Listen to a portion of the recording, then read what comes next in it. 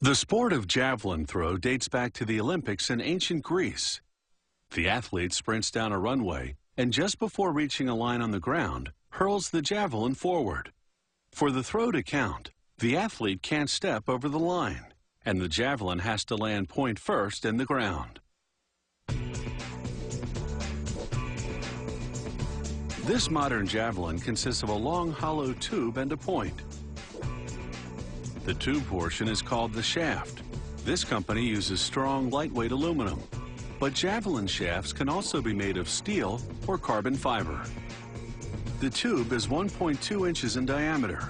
It first goes into a taper machine where forming dies narrow the back end to very specific dimensions. The taper profile varies by model, but has to conform to international rules. After making the exact end of the taper, they slice off the excess tubing. The shaft is now its final length, 7.2 feet for a woman's model and 8.5 feet for a men's. A straightening machine sandwiches the shaft between two hydraulic cylinders. They apply extreme pressure, straightening any large bends. This is just a preliminary straightening. The final one comes later. Next, working strictly by eye, a specially trained technician sands the shaft, fine-tuning it to a very precise diameter and weight. The javelin's point section is made of steel tubing that's a hair wider than the shaft. After tapering the front, they saw off the excess, making the point around 12 inches long. Now for the point steel tip that jabs into the ground. They position it in a holder, place the point body behind it, then weld the two parts together.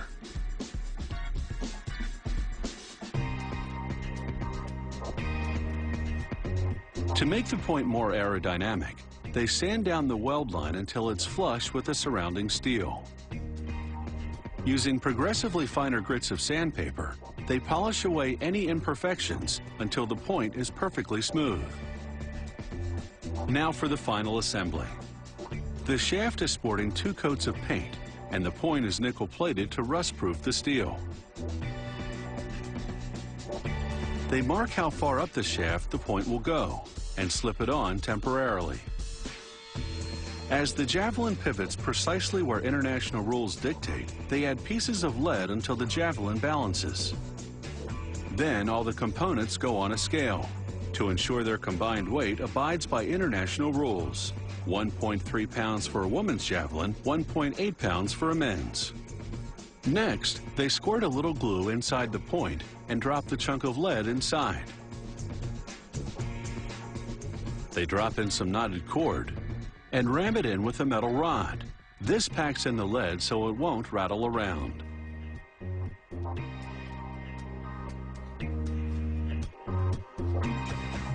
They use glue to adhere the point to the shaft. They drive home the point, so to speak, by throwing the javelin against a lead slab. The force of impact pushes the point into its final position.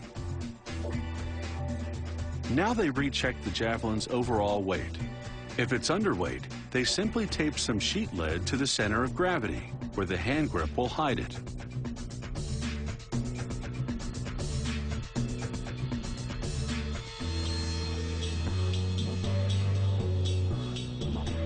Using a gauge to measure the grip's permissible length, they mark the grip position at the center of gravity, then mount the javelin on a lathe and coat the marked area in glue.